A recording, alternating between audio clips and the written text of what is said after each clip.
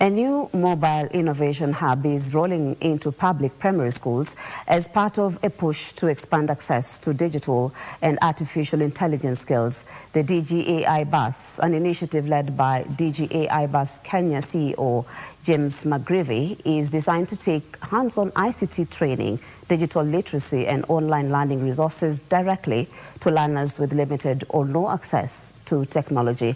Trevor Ng'endo has the details. Behind me is a classroom on wheels designed to take digital skills where they are needed the most.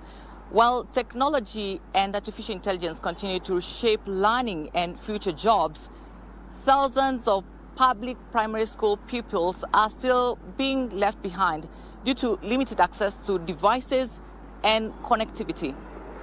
The Digi-AI Bus aims to change that by bringing hands-on ICT and AI learning directly to schools. Fitted with laptops, internet connectivity and interactive learning tools, learners will receive practical training in basic ICT skills, digital literacy and introductory AI concepts, alongside access to online educational content. We partner with Code Yetu to give the digital literacy training, coding, and then we also have an education section as well, where we have personalised AI bespoke curriculums per child. So at any one point, you could have 40 children on the bus, all learning biology, but all having different micro lessons depending on their strengths and weaknesses.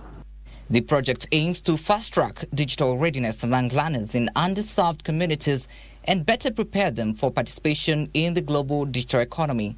We've structured the program to meet the current curriculum of CBC, integrating coding into their day-to-day studies, so that we make sure that as the kids learn, they're able to.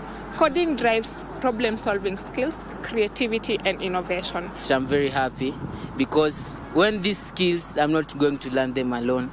I will go and tell my friends in the school about the skills and learn more about it.